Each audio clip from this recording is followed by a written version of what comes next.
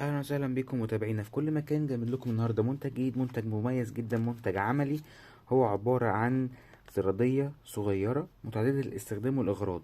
فيها 14 وظيفة في زرادية حجمها أصغر من حجم كف الإيد.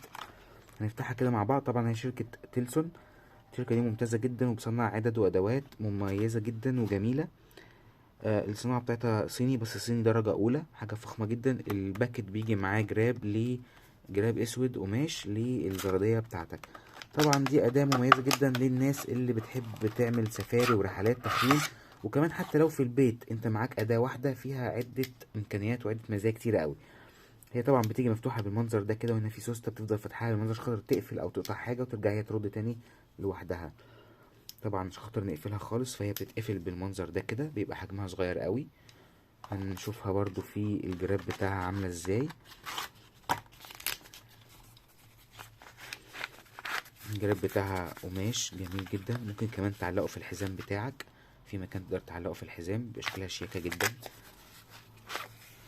هنفتح بقى كده ونشوف ايه الادوات وايه الاغراض اللي فيها اللي ممكن نستخدمها.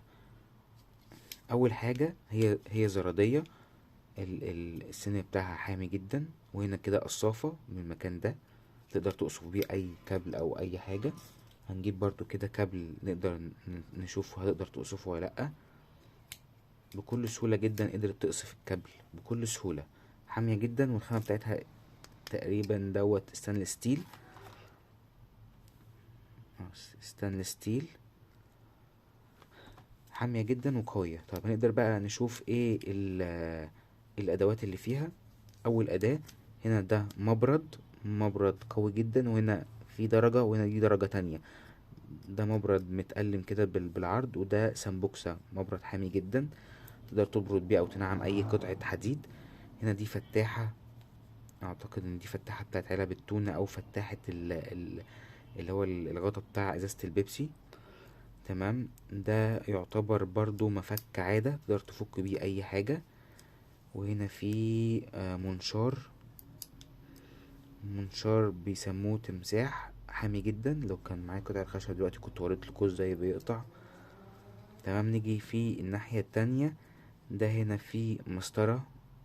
تمام، ويعتبر برضو منشار. وهنا في ايه؟ هنا في مفك صليبة. الخامة بتاعته ممتازة جدا وقوي. وهنا في سلاح، في مفك عادة وبرضو فتحة في نفس الوقت. وهنا في سكينة. عايزين نجرب السكينة حامية ازاي. هنجيب مثلا شريط بلاستيك زي ده كده، شريط قوي جدا. هنشوف كده السكينة. لا، السكينة حامية فعلا، السكينة حامية جدا. تمام، وقوي، السلاح بتاعها قوي. احنا مثلا لو عايزين نستخدم سلاح السكينة فاحنا هنقفل الزرادية ازاي. بعد ما طلعنا السلاح بنقفل ده كده وده كده، وبنبدأ نستخدم ايه السلاح بتاعنا بالمنظر ده كده، نقطع بيه او نفتح بيه اي حاجة.